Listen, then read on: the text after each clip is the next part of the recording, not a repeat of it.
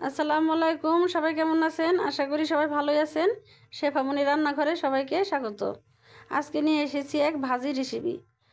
আজকে দেখাবো সাধারণ কোনো উপকরণ দিয়ে সাধারণ একটা ভাজি, অসাধারণ মজাদার এবং পেট ভরে ভাত খেয়ে ফেলা যায়, মাছ মাংস না হলেও সেরকম একটা ভাজি রেসিপি দেখাবো। আজকে আপনাদের দেখাবো পানি কদুর চুকলার ভাজি কতটা সুস্বাদু করে ভাজি করে ভাত খাওয়া যায় সেইটাই দেখাবো। দিয়ে দিলাম কিছুটা তেল, এর মধ্যে দিয়ে দিলাম বেশ খানিকটা পেঁয়াজ।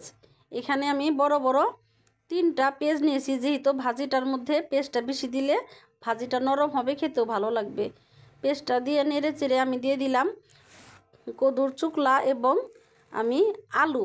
এই কদুর চুকলাটার মধ্যে আমি 2টা আলু দিয়েছি যাতে আমার ভাজিটা নরম হয়, খেতে ভালো লাগে। আর ভাজিটা দিয়ে দিলাম কিছুটা হলুদ গুঁড়ো, আর দিয়ে দিলাম 1 চামচ, 1 চা চামচের 1 চামচ হবে ধনিয়ার গুঁড়ো, আর পরিমাণ মতো লবণ দিয়ে এখন আমি নেড়ে মিশিয়ে নেব খুব সুন্দর করে মিশিয়ে। আর দিয়ে দিলাম কিছুটা কাঁচামরিচ, 4টে হবে, 4টে কাঁচামরিচ দিয়ে এখন আমি খুব সুন্দর করে চাপা দিয়ে ঢেকে দেব। ঢেকে খুব সুন্দর করে আমি নেড়ে চেড়ে ভেজে নেব। এই ভাজিটা আপনি বিশ্বাস করবেন না, আমি এতটা সুস্বাদু হয়, খেতে ভালো লাগে। কিন্তু এই ভাজিটা কিন্তু হালকা হালকা জালে আস্তে ধীরে সুস্থে ভাজতে হয়। ভাজিটা খুবই নরম হয় এবং কি খেতে খুবই ভালো লাগে ভাজিটা।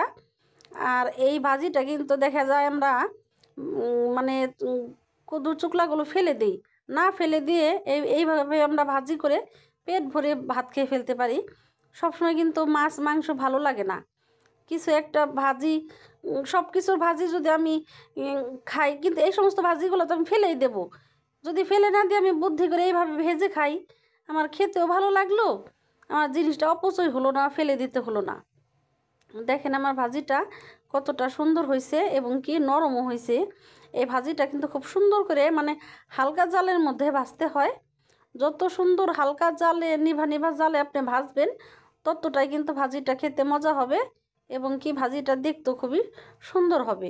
আমি কিন্তু অনেকটা সময় ধরে অল্প অল্প মানে একেবারে কমে যেতে একটু বেশি জাল দিয়ে আমি ভাজিটা ভেজে নিতেছি।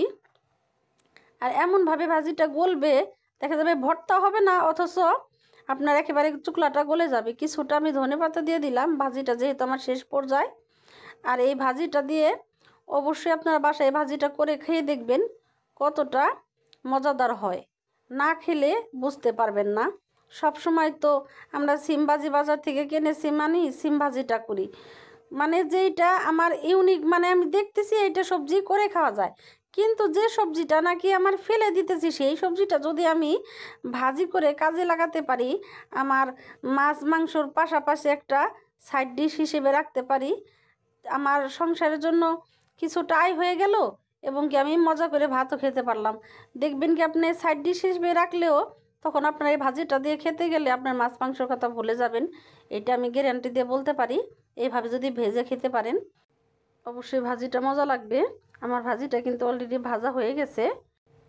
আমার ভাজিটা একবার হলো বাসায় ট্রাই করে দেখবেন কতটা মজাদার।